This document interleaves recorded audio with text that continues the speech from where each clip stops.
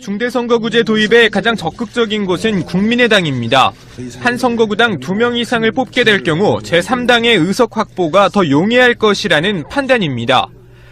김명수 대법원장 인준 과정에서 선거제도 개편에 민주당의 공감대를 확보한 데다 최근에는 바른정당 일부 의원들과도 선거제도 개편에 공조하기로 했습니다.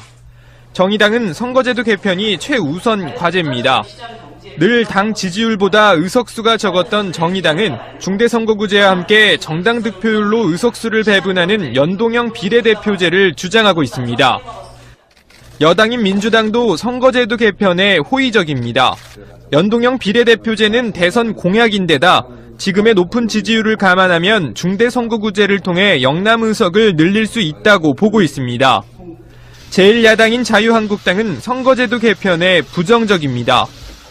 소선거구제에서는 의석수가 많은 영남 지역의 지지도만 확보해도 상당한 의석을 가져갈 수 있지만 중대선거구제는 다릅니다. 현행 소선거구제는 1988년 도입됐습니다. 30년 만에 선거제도 개편 논의가 활발해졌지만 자유한국당이 완강히 거부할 경우 결론을 내기는 쉽지 않아 보입니다. 아르헨티나 북서부에 위치한 대한민국의 국유지 야따마우카 농장. 지난 1978년 박정희 정부 때 식량 부족 문제 해결과 남미 농업 이민 사업 추진을 목적으로 세금 210만 달러를 들여 구입한 땅입니다. 축구장 40배 규모에 달하지만 39년째 방치돼 오다 불법으로 정착해 살던 현지 주민에게 넘어갈 위기에 놓인 것으로 알려졌습니다. 관리 주체인 한국국제협력단 코이카와 현지인들이 재작년 협약서까지 체결하고 공증까지 마친 것으로 확인됐습니다. 이렇게 되기까지는 정부의 무관심이 가장 큰 원인으로 지적됩니다. 최초 구입 이후 특별한 활용 방안을 찾지 못해오던 이 땅은 지난 2004년 참여정부에서 처음으로 활용 계획을 수립했습니다. 관계기관 대책회의를 통해 농어촌 공사가 관리를 맡기로 결정했지만 활용 방안을 찾기도 전 이명박 정부에서 결정을 번복해버린 겁니다. 이후 박근혜 정부에서도 농장 활용 방안을 협의만 하다 아무런 결정도 내리지 못한 것으로 알려졌습니다. 문제를 지적한 더불어민주당 김경협 의원은 무상양도협약 체결 과정에서 코이카는 외교부 장관 승인을 받아야 하는 절차도 거치지 않았다고 밝혔습니다. 그러면서 혈세가 낭비되지 않기 위해서는 범정부적으로 나서 전문기관으로 업무를 이관해야 한다고 말했습니다. 문재인 정부 출범 이후 한 달여 만에 나온 6.19 대책에는 과열 지역 아파트의 집단 대출의 총부채 상환 비율, DTI를 새로 적용하는 방안이 전격 담겼습니다. 규제의 사각지대에 있던 집단 대출에 제동을 건 겁니다. 건설사 보증 등을 끼고 상대적으로 쉽게 승인됐던 새 아파트의 중도금과 잔금 대출 심사는 그만큼 까다로워졌습니다. 서울 전역 등 조정 대상 지역 40곳의 주택담보대출 비율 LTV와 DTI 역시 각각 60%와 50%로 10%포인트씩 낮춰 대출 가능액 자체를 줄였습니다. 투기적인 수요, 과도하게 차입에 의존해서 어떤 시세 차익을 노리는 그런 약간 투기적 수요를 필터 아웃 시키는 데 중점이 있고, 파리 대책에선 규제의 강도가 더 세졌습니다. 서울 전역과 과천, 세종시 등 27곳을 투기 과열지구로 묶어 LTV와 DTI를 각각 기본 40%로 하향 조정했습니다. 특히 서울 강남 4구 등 투기 지역으로 중복 지정한 12곳은 주택담보대출을 한 가구에서 한 건만 받을 수 있도록 했습니다. 집 한 채를 담보로 부부가 각각 돈을 빌릴 수 없도록 한 겁니다. 서민들은 평생 벌어도 내 집 마련은커녕 전월세 가격 인상률도 따라잡지 못하고 있는데 한편에서는 아파트 사재기가 이루어지고 있습니다. 정부는 파리 대책 이후 불과 한 달여 만에 투기과열지구를 추가로 지정하는 등 규제의 국비를 계속 조이고 있습니다. 대출 규제가 부동산 대책의 핵심 가운데 하나인 만큼 돈 빌려 집 사지 말라는 정부의 메시지는 앞으로 더 세질 수밖에 없습니다. SICHMOON 앞에 독일어 같은데요? 네, 지크무님의 뜻입니다. 김경수, 나온표. 그날 아침 노 대통령이 나가려고 할 때 권양숙 여사가 같이 나갈까요라고 묻자 됐다며 그냥 나가신 게 아니냐. 그때 함께 나서지 못한 게 평생 한이 되어 있는 분의 가슴에 그런 식으로 못을 박는 건 너무나 폐륜적이다. 도저히 용서할 수 없다 이렇게 올려주신 트윗이 있었습니다. 명절만 되면은 이제 돌아가신 분이 그리울 것 같고 노무현 대통령이 최근에 다시 이제 소환되고 있는 노건호 씨가 예. 한편이에요. 왜 아버지가 소환돼야 되냐고. 그 과정에서 지금 10월 3일 날 지크모님이 올려주신 트윗입니다. 지금 이제 1000개를 향해 가고 있네요. RT가. 사실 저 적폐 세력들이 가장 무서워하는 사람은요. 문재인 대통령이 아니고 노무현 대통령이에요. 그렇기 때문에 끊임없이 시간이 지나면 지날수록 물고 늘어지는 이유가 노무현 대통령을 좋아한 사람들이 사실은 지금의 정세를 바꾼 원동력이 되는 분들이거든요. 그랬기 때문에 어떻게든 노무현 대통령에 대해서 흠집을 내야만 자기들의 존재 가치가 있는 거예요. 그렇기 때문에 쟤네들은 계속 노무현 대통령을 물고 늘어지는 거고 없는 사실을 있는 사실처럼 말하고 거기에 또 한 숟가락 얹는 사람이 있죠. 정미용. 이 양반도 만만치 않아요. 정진석, 정미용 둘이 굉장히 크게 이번에 막말을 터뜨렸고요. 그리고 SNS에 기레기 새끼들아 하면서 욕하는 내용을 본 적이 있는데 그 핵심이 이거죠. 노무현 대통령 때는 봉화산 주변 언덕에 올라가서 거의 감시하듯이 취재를 했잖아요. 네, 취재진들이. 그렇죠. 망올렌즈 들고. 그리고 이번에 문재인 대통령 대선 후보 기간에도 거의 피의자 따라다니듯이 집요하게 따라다녔잖아요. 그리고 강경화 후보나 어떤 이슈가 됐던 후보들도 그 아침에 일어나서 출근하는 장면부터 뭔가 꼬투리를 잡으려고 정말 발가벗기듯이 취재를 했는데 지금 그 어느 언론에서도 MB를 취재하지 않고 있잖아요. MB가 자기가 페이스북에 코멘트 날렸다가 지금 수천 개의 댓글이 아직도 달리고 있는데 그거에 대해서도 어느 언론에서도 취재하지 않고 있어요. 그 정도 코멘트를 했으면 지금 MB가 의심받고 있는 혐의만 가지고 보면 노무현 대통령하고 비교도 안 될 정도거든요. 엄청난 건데 아무도 카메라 한 대 들이대지 않고 있습니다. 이런 상황을 도대체 어떻게 받아들여야 할까요? 참, 진짜. 그러니까 느림보가 사는 세상이라는 분이 트위터에 올려주신 게 아무리 말을 해도 기사도 제대로 써주지 않고 심지어 대통령직을 수행하는데도 제대로 된 기사가 없다.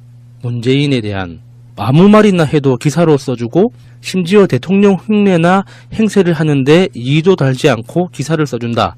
안철수. 이 지금 언론 적폐라는 말로 표현하기에는 좀 뭔가 부족한 느낌이 있어요. 이걸 어떻게 받아들여야 할까요? 이런 것들에 대해서. 저는 이게 그 학벌 카르텔이다라는 식의 해석을 들어본 적이 있거든요. 이게 우리 직업군들 중에서 언론만큼 학벌 학맥으로 깊이 관련돼 있는 쪽이 드물잖아요. 그런 식으로 봤을 때 문재인 대통령은 굉장히 자격 미달의 인물이다. 그래서 카르텔에 들어올 수 있는 정도의 인물군 중에 하나가 안철수다. 그래서 안철수에 대한 이 포용력이 높다. 뭐 이런 식으로 해석하는 걸 들어본 적이 있거든요. 일면 그럴듯하다고 생각했었어요. 그게. 비슷한 느낌인데 바로 피니님의 트윗입니다. SBS 논두렁식의 이승재, 세월호 음모 조울선, JTBC 노룩 취재 박병현, 아시아경제 시계팔이 황진영, 연합뉴스 가스관 이승호, 한겨레 울먹 안빠 하호영, 덤벼라 문바들 안수찬 등 기레기들아 추석 연휴 잘 보내라. 우린 너희 안 잊고 있어. 크크크 이렇게 올리셨네요.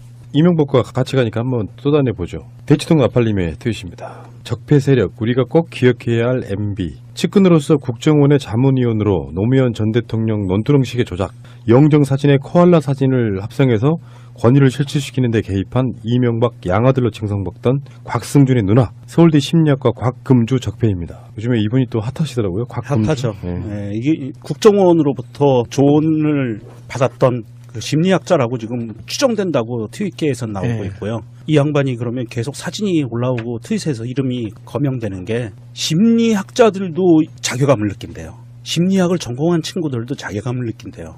이런 사람이 책임지지 않는 모습. 이 교수가 아니더라도 누군가는 심리학자, 분명히 이건 팩트잖아요. 심리학자로부터 조언을 받아서 만들었다는, 심리전을 했다는 그 팩트인데 이거에 대해서 자수하여 광명 찾는 사람도 없고 반성하는 사람도 없다는 것은 정말 큰 비극이죠. 이게 법적 처벌로만 가야만 해결되는 문제인가. 그러니까 곽금주 교수의 인터뷰라고 하는 기사를 이렇게 우연히 보게 됐는데 저는 그게 과연 진짜일까 이게 가짜 뉴스일까 의심을 했었어요. 만약에 그게 진짜 인터뷰라면 교수 자격이 없는 거고 당연히 가짜 뉴스이기 때문에 그 정도로 어떤 몰지각한 그 심리학자로서 학자로서 교수로서 그리고 그냥 일반 시민으로서의 자격도 안 되는 것처럼 보이는 사람의 어떤 소양이 드러나는 그런 굉장히 나쁘끄러운 말들이 어떻게 그런 사람 입에서 나올 수 있을까 할 정도로 좀 저급한 내용들이었거든요. 이렇게 예를 들면은 의사가 자기 건강을 못 챙기듯이 심리학자들 중에 정신머리 제대로 박힌 사람이 없다. 나도 그 중에 하나다. 이런 식으로 이야기를 했는데 그런 내용을 보면서 그게 사실이라고 하더라도 그게 업계 사람들끼리 자기들끼리 어떤 자조 섞인 어떤 그런 그 자평이라고 하더라도 그걸 공개적으로 인터뷰하는데 인용할 수 있는 정도의 사람이면 이거는 가짜뉴스가 아니면 그 사람 자체가 이상하다라고 생각을 했거든요. 곽금줄 교수가 이명박의 양아들이라고 칭송받던 곽승준 씨의 누나라고 하더라고요. 저는 곽승준의 쿨가당이라는 방송을 볼 때마다 저 중에서 곽승준은 도대체 뭐 하는 사람일까라는 궁금함이 있었거든요. 그 사람이 이 사람이었다는 거예요. 그리고 나이를 보면은 안철수보다 2살이 많아요. 아, 곽승준 씨가요? 네. 의외지 않아요? 그래서 전혀 저는 이 사람이 그 사람일 거라고 전혀 매치를 못했었는데 그 곽승준의 쿨가당의 곽승준이 그 곽승준이라는 거예요. 아, 그렇게 요소요소에 방어부대들이 진치고 있군요, 언론계. 그래서 사실은 곽승준이 누구냐? 왜냐면 뭐 그렇게 핫한 인물이 아닌데 그 이름을 걸고 방송을 하길래 그리고 그 방송 보시면 아시겠지만 나오는 패널들은 다 누군지 알겠어요. 곽승준만 빼고. 그랬었거든요. 그래서 안철수가 MB 아바타라고 의심받는 이유가 안철수 대표가 정치에 입문하기 전부터 그러니까 청춘 콘서트라고 해가지고 전국 돌면서 이제 그 토크 콘서트를 했잖아요. 그 박경철 네. 박사하고 그 이전부터 안철수 씨와 친하게 지냈던 사람들의 인맥 관계와 박경철 씨, 윤여준 그리고 그 윤여준 전 장관 이후에 이어지는 여러 가지 인맥들의 공통점이 MB라는 거죠. 굉장히 MB와 가까웠던 사람들이나 MB의 그 측근들의 친인척들이 그 안철수의 인맥을 구성하고 있어서 그게 조금 더 면밀한 어떤 조사가 필요할 겁니다. 지금 저는 그 좀 대략적인 표현으로 말씀을 드리고 있는데 그래서 안철수가 MB의 아바타일 가능성이 높다라는 의심을 받고 있는 거죠. 그 안철수 얘기 나온 김에 안철수의 과외교사라고 불렸던 고원 교수가 오마이뉴스에 인터뷰를 한 게 있었어요. 2014년도 인터뷰였거든요. 이 인터뷰에서 이런 이야기를 합니다. 그걸 뭐 잠깐만 소개시켜드리면 안철수는 내부에서만 싸운다. 6.15, 14, 4.19, 5.18 왜 자꾸 내부에서 분란을 만드나. 이런 걸 정리하고 제대로 방향을 잡지 않으면 지지층은 더 흩어지고 야권은 더 깊은 수렁에 빠질 거다. 이런 이야기도 하고요. 안 의원은 안철수는 새정치와 거리가 멀다. 안 의원의 새정치는 구두손에 그친 측면이 많다. 거짓과 싸우지 않는 새정치의 약속이라는 것이 얼마나 공허한가. 이런 이야기들을 하면서 안철수에 대해서 본인이 느꼈던 고원 교수가 쭉 작심을 하고 다 이야기를 하는데 이게 나오는 내용들이 보면 안철수가 그동안 갖고 왔던 새정치라는 그런 어떤 그 캐치프레이즈가 얼마나 허망한 것인가. 그리고 야권 내부에서 얼마만큼 분탕을 일으키는 그런 행위들을 많이 하고 있는가. 이런 이야기들을 쭉 하거든요. 그리고 요즘 들어서 또 인터뷰에 나오는 게 MB 시절에 청와대에 있었던 사람과 2012년 대선이 끝나고 나서 박근혜가 당선됐을 때 1월 달에 미국으로 가는데 그 사람과 같은 비행기를 타고 갔던 그런 기사들이 나와요. 네, 별로 놀랄 게 아닌데 이 사람이 곽승준하고 안철수가 같은 비행기 타고 오셨죠? 했더니 곽승준이 엄청 당황했다는 거예요. 예, 그 기자가 이제 곽승준한테 가서 화들짝 들킨 거예요? 네. 아, 그렇죠. 깜짝 놀란 거죠. 곽승준한테 안철수하고 같이 비행기 타고 갔느냐 그랬더니 놀래서 당황해서 어떻게 알았냐 이렇게 반응이 나왔다고 그러고 둘이서 2012년 대선이 끝나고 1월 달이면은요 대선 불복 막 운동이 벌어질 때거든요. 네, 그때 저는 그 광장에서 정말 부들부들 떨면서 시다바리를 하고 있었는데 완전 멘붕 상태였잖아요. 네. 온 국민들이. 그랬는데 둘이서 같은 비행기를 타고 갔다. 그러면서 인터뷰 내내 그럼 무슨 이야기를 했느냐 할 때 아무 말도 안 했다. 잠만 잤다. 이렇게 대답을 해요. 근데 서로 아는 관계고 왜냐하면 그 미래기위원회 위원장과 위원 관계였거든요. 잘하는 관계예요. 그 네. 위원장이 곽승준이 안철수를 픽업한 거예요. 위원으로.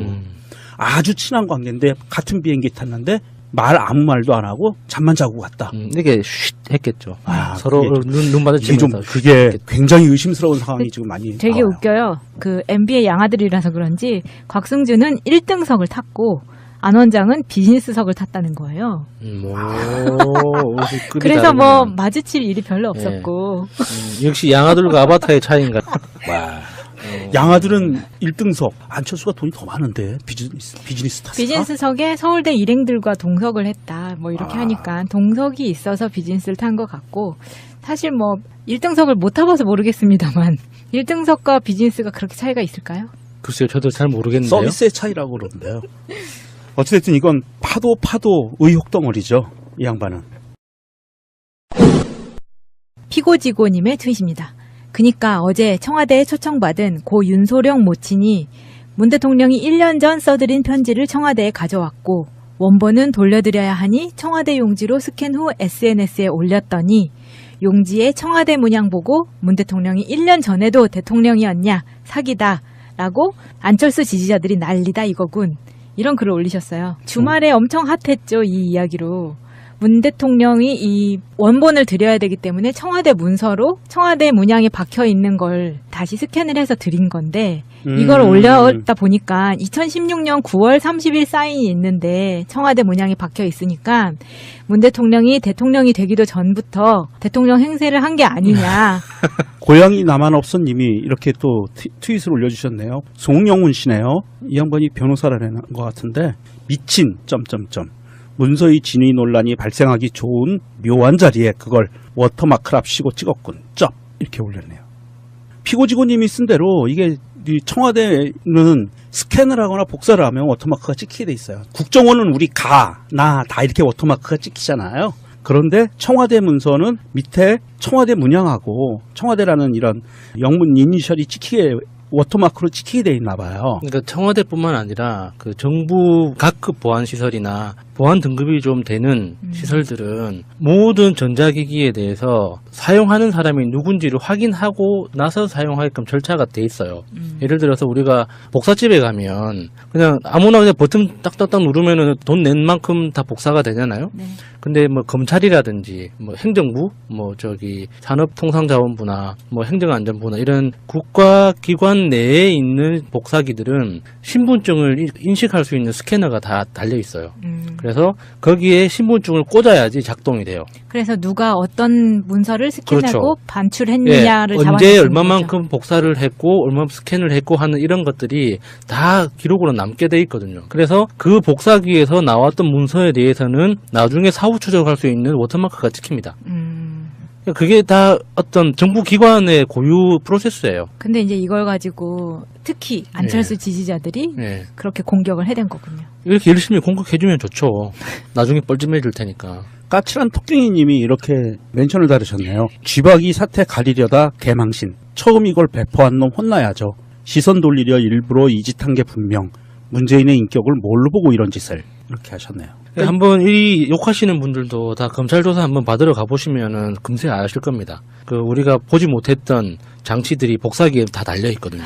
그게 뭐 LG나 삼성에서도 그렇더라고요. 복사나 스캔을 마음대로 할 수 없더라고요. 네. 큰 회사들도 다 그렇게 돼 있죠. 김민구님이 이렇게 트윗을 하셨네요. 재밌어요. 뭐 때문에 이 난리가 났나 했더니 이것 때문이었구만. 아이고 병신들 지랄 육갑을 하고 자빠졌네. 아, 육갑이라는 말 정말 오랜만에 들어보네. 그렇죠. 오랜만에 찰지네요 아주. 대한민국의 청와대 이 박근혜 같은 애들이 자리 잡고 있지 않는 정상적인 청와대에서 뭐가 아쉬워서 이런 거를 조작을 해요. 조작할 이유도 없잖아요. 그러지 않아도 매일매일 나오는 뉴스가 훈훈한데. 김마모님의 트윗입니다. 달달한 거 하나 읽고 가겠습니다. 헐 방금 대충격적인 거 알아버림. 원래 고양이한테 얼굴 묻고 비비적거리면 겁나 싫어하면서 바로 그루밍 하는데 목욕한 후 직후에 얼굴 비비적하니까 그루밍 안 하고 오히려 좋아함. 얘는 진심으로 내가 더러워서 싫어했던 거였음. 21,000개가 넘게 리트윗됐습니다. 와, 아 진짜 그래요? 새로운 사실인 것 같은데 근데 그 고양이마다 다 그 행동이 달라가지고 그분은 고양이하고 얼굴로 부비부비 하시나 보죠. 근데 보통은 고양이 알러지 있으신 분들은 다른 데는 대도 괜찮은데 코 이런 데는 딱, 바로 재채기 나오거든요. 그리고 얼굴에 털 묻히기 싫어서 얼굴은 비비지 않는데 보통. 근데 이분은 그걸 좋아했나 봐요. 근데 평상시엔 고양이가 싫어했는데 목욕하고 나와서 해주니까 너무 좋아하더라. 더러운 거 맞네. 그래서 김마모님이 바로 밑에 다루셨는데 교훈 그래놓고 고양이에게 고양이 언어로 애정 표현할 때는 열심히 씻고 나서 부비적거리자. 요즘 트윗에서 보면은 심심치 않게 손 좀 씻어라 이런 이야기들을 많이 볼 수가 있거든요. 그래요? 네. 그래서 최근에 제가 본 게 있는데요. 빨간머리 존님의 트윗입니다. 추석에 달을 가리키기 전엔 손부터 씻으라는 터키 속담이 있습니다. 아니 농담인 것 같은데 이렇게 쓰신 것 같아요. 터키에 대해서 모른다고 이렇게 막 지르시나? 믿고 싶은데요? 믿고 싶어져요. 네. 그게 얼마 전에도 어떤 조사를 봤는데 손을 씻은 사람이 빵을 만진 것과 문고리를 만지고 온 사람이 빵을 만진 것과 화장실을 다녀온 사람이 빵을 만진 거를 세 개를 비교를 한 게 있어요. 당연히 화장실을 다녀와서 빵을 만진 사람의 빵이 부패하는 속도가 훨씬 빠르고요. 정말 다양한 곰팡이가 있습니다. 빨주노 첫파란보? 손은 꼭 씻으셔야 합니다. 예전에 본 내용이 기억이 나네요. 남자아이들 화장실 갈 때 부모님들이 소변 보고 나면 손 씻어라 그러는데 그게 잘못된 교육이래요. 소변 보기 전에 손을 씻고 소중한 곳을 만져야 된다고. 맞다. 똑같은 거 읽었네요. 네. 야수님도. 근데 그 2번 씻는 게 제일 좋죠. 하기 전에 화장실 가기 전에 씻어서 소중하게 볼을 보고 이제 볼일 보고 이제 다시 손을 씻고. 귀찮겠네요. 근데 저는 손 씻는 거 이야기를 들으면은 제일 먼저 생각나는 사람이 나이팅게일이에요. 나이팅게일이 데이터 분석, 데이터 과학 쪽에서는 데이터 분석의 어머니로 불리거든요. 이게 어떤 백의의 천사, 간호사 이렇게 다들 알고 있잖아요. 그런데 나이팅게일이 그 의료를 혁신했던 것 중에 하나가 손 씻기예요. 이게 손 씻는 게 얼만큼 환자를 치유하는데 도움이 되는 행위인가에 대해서 의료진이 손을 씻어야 한다는 이거 하나를 평생 동안 증명을 했었거든요. 데이터로. 그리고 우리가 지금 보는 그래픽 있잖아요. 인포그래픽이라고 하죠. 데이터가 포함된 정보가 들어가 있는 그래픽을 최초로 고안한 사람이 나이팅게일이에요. 그래요? 네, 그래서 나이팅게일에 직접 작성했던 보고서는 지금도 데이터 과학자들이 참고서로 쓰는 거예요. 그렇게 여러 가지 형태로 데이터를 시각적으로 표현하는 방법들에 대해서. 그게 금방 손을 씻고 나서 또 손을 씻는데도 비누칠을 하면은 네, 금세 늘어나죠. 내 손이 왜 이렇게 더러웠지? 이럴 때가 많아서 저도 수시로 생각날 때마다 손을 씻거든요. 불편하겠네요. 네, 굉장히 불편합니다. 저는 하루에 손을 몇 번을 씻을까요? 몇 번 안 씻는 것 같아요. 손 씻는 게 귀찮아서 저는 설거지를 합니다. 깔끔해지고 정말 깔끔해져요. 아니 근데 많이 씻으면 손이 건조해지니까 저는 설거지할 땐 그래서 꼭 고무장갑을 껴요. 이 설거지할 때 우리 그 세제 있잖아요. 퐁퐁이라고 얘기하는 그 세제가 피부에 그렇게 안 좋아요. 그래서 주호습진들이 생기는 이유가 세제 때문에 그래요. 그러니까 살림을 오래 해보시면 그러면 손가락 끝에 습진들이 생겨서 가려워서 환장합니다. 전 몇 번 겪어봤어요. 맑은 세제 숙은 괜찮더라고요. 그거는 괜찮은 것 같아요. 중대선거구제 도입에 가장 적극적인 곳은 국민의당입니다. 한 선거구당 2명 이상을 뽑게 될 경우 제3당의 의석 확보가 더 용이할 것이라는 판단입니다. 김명수 대법원장 인준 과정에서 선거제도 개편에 민주당의 공감대를 확보한 데다 최근에는 바른정당 일부 의원들과도 선거제도 개편에 공조하기로 했습니다. 정의당은 선거제도 개편이 최우선 과제입니다. 늘 당 지지율보다 의석수가 적었던 정의당은 중대선거구제와 함께 정당 득표율로 의석수를 배분하는 연동형 비례대표제를 주장하고 있습니다. 여당인 민주당도 선거제도 개편에 호의적입니다. 연동형 비례대표제는 대선 공약인데다 지금의 높은 지지율을 감안하면 중대선거구제를 통해 영남 의석을 늘릴 수 있다고 보고 있습니다. 제1야당인 자유한국당은 선거제도 개편에 부정적입니다. 소선거구제에서는 의석수가 많은 영남 지역의 지지도만 확보해도 상당한 의석을 가져갈 수 있지만 중대선거구제는 다릅니다. 현행 소선거구제는 1988년 도입됐습니다. 30년 만에 선거제도 개편 논의가 활발해졌지만 자유한국당이 완강히 거부할 경우 결론을 내기는 쉽지 않아 보입니다. 아르헨티나 북서부에 위치한 대한민국의 국유지 야따마오카 농장. 지난 1978년 박정희 정부 때 식량 부족 문제 해결과 남미 농업 이민 사업 추진을 목적으로 세금 210만 달러를 들여 구입한 땅입니다. 축구장 40배 규모에 달하지만 39년째 방치돼 오다 불법으로 정착한 혐의만 가지고 보면 노무현 대통령하고 비교도 안 될 정도거든요. 엄청난 건데 아무도 카메라 한 대 들이대지 않고 있습니다. 이런 상황을 도대체 어떻게 받아들여야 할까요? 참, 진짜. 그러니까 느림보가 사는 세상이라는 분이 트위터에 올려주신 게 아무리 말을 해도 기사도 제대로 써주지 않고 심지어 대통령직을 수행하는데도 제대로 된 기사가 없다. 문재인에 대한 아무 말이나 해도 기사로 써주고 심지어 대통령 흉내나 행세를 하는데 이도 달지 않고 기사를 써준다. 안철수. 이 지금 언론 적폐라는 말로 표현하기에는 좀 뭔가 부족한 느낌이 있어요. 이걸 어떻게 받아들여야 할까요? 이런 것들에 대해서. 저는 이게 그 학벌 카르텔이다라는 식의 해석을 들어본 적이 있거든요.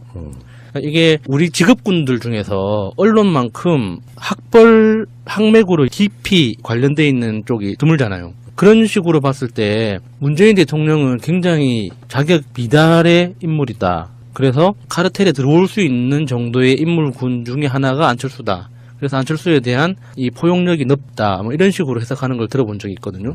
일면 그럴듯하다고 생각했었어요. 그게. 비슷한 느낌인데 바로 피니님의 트윗입니다. SBS 논두렁식의 이승재, 세월호 음모 조울선, JTBC 노룩 취재 박병현, 아시아경제 시계팔이 황진영, 연합뉴스 가스관 이승호, 한겨레 울먹 안빠 하하영, 덤벼라 문바들 안수찬 등 기레기들아. 추석 연휴 잘 보내라. 우린 너희 안 잊고 있어. 크크크 이렇게 올리셨네요. 이명박과 같이 가니까 한번 그렇게 살던 현지 주민에게 넘어갈 위기에 놓인 것으로 알려졌습니다. 관리 주체인 한국국제협력단 코이카와 현지인들이 재작년 협약서까지 체결하고 공증까지 마친 것으로 확인됐습니다. 이렇게 되기까지는 정부의 무관심이 가장 큰 원인으로 지적됩니다. 최초 구입 이후 특별한 활용 방안을 찾지 못해오던 이 땅은 지난 2004년 참여정부에서 처음으로 활용 계획을 수립했습니다. 관계기관 대책회의를 통해 농어촌 공사가 관리를 맡기로 결정했지만 활용 방안을 찾기도 전 이명박 정부에서 결정을 번복해버린 겁니다. 이후 박근혜 정부에서도 농장 활용 방안을 협의만 하다 아무런 결정도 내리지 못한 것으로 알려졌습니다. 문제를 지적한 더불어민주당 김경협 의원은 무상양도협약 체결 과정에서 코이카는 외교부 장관 승인을 받아야 하는 절차도 거치지 않았다고 밝혔습니다. 그러면서 혈세가 낭비되지 않기 위해서는 범정부적으로 나서 전문기관으로 업무를 이관해야 한다고 말했습니다. 문재인 정부 출범 이후 한 달여 만에 나온 6.19 대책에는 과열 지역 아파트의 집단 대출의 총부채 상환 비율, DTI를 새로 적용하는 방안이 전격 담겼습니다. 규제의 사각지대에 있던 집단 대출에 제동을 건 겁니다. 건설사 보증 등을 끼고 상대적으로 쉽게 승인됐던 새 아파트의 중도금과 잔금 대출 심사는 그만큼 까다로워졌습니다. 서울 전역 등 조정 대상 지역 40곳의 주택담보대출 비율 LTV와 DTI 역시 각각 60%와 50%로 10%포인트씩 낮춰 대출 가능액 자체를 줄였습니다. 투기적인 수요, 과도하게 차입에 의존해서 어떤 시세 차익을 노리는 그런 약간 투기적 수요를 필터 아웃 시키는 데 중점이 있고, 파리 대책에선 규제의 강도가 더 세졌습니다. 서울 전역과 과천, 세종시 등 27곳을 투기 과열지구로 묶어 LTV와 DTI를 각각 기본 40%로 하향 조정했습니다. 특히 서울 강남 4구 등 투기적으로 중복 지정한 12곳은 주택담보대출을 한 가구에서 한 건만 받을 수 있도록 했습니다. 집 한 채를 담보로 부부가 각각 돈을 빌릴 수 없도록 한 겁니다. 서민들은 평생 벌어도 내 집 마련은커녕 전월세 가격 인상률도 따라잡지 못하고 있는데 한편에서는 아파트 사재기가 이루어지고 있습니다. 정부는 파리 대책 이후 불과 한 달여 만에 투기 과열지구를 추가로 지정하는 등 규제의 국비를 계속 조이고 있습니다. 대출 규제가 부동산 대책의 핵심 가운데 하나인 만큼 돈 빌려 집 사지 말라는 정부의 메시지는 앞으로 더 세질 수밖에 없습니다. SICHMOON 앞엔 독일어 같은데요. 네, 지크무님의 뜻입니다. 김경수, 나온표. 그날 아침 노 대통령이 나가려고 할 때 권양숙 여사가 같이 나갈까요라고 묻자 됐다며 그냥 나가신 게 아니냐. 그때 함께 나서지 못한 게 평생 한이 되어 있는 분의 가슴에 그런 식으로 못을 박는 건 너무나 폐륜적이다. 도저히 용서할 수 없다. 이렇게 올려주신 뜻이 있었습니다. 명절만 되면은 이제 돌아가신 분이 그리울 것 같고, 노무현 대통령이 최근에 다시 이제 소환되고 있는 노건호 씨가 한편이에요. 왜 아버지가 소환돼야 되냐고.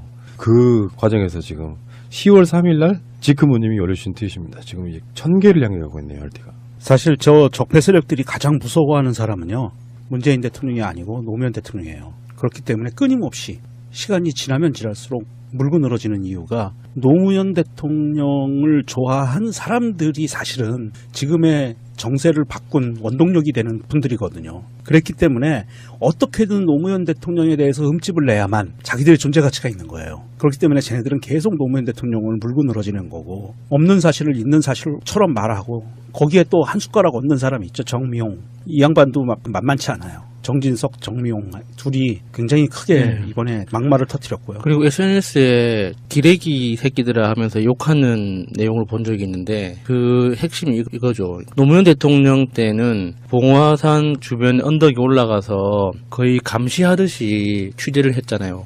네, 취재진들이. 그렇죠. 망원렌즈들. 그리고 이번에 문재인 대통령 대선 후보 기간에도 거의 피의자 따라다니듯이 집요하게 따라다녔잖아요. 그리고 강경화 후보나 어떤 이슈가 됐던 후보들도 그 아침에 일어나서 출근하는 장면부터 뭔가 꼬투리를 잡으려고 정말 발가벗기듯이 취재를 했는데, 지금 그 어느 언론에서도 MB를 취재하지 않고 있잖아요. MB가 자기가 페이스북에 코멘트 날렸다가 지금 수천 개의 댓글이 아직도 달리고 있는데, 그거에 대해서도 어느 언론에서도 취재하지 않고 있어요. 그 정도 코멘트를 했으면 지금 MB가 의심받고 있는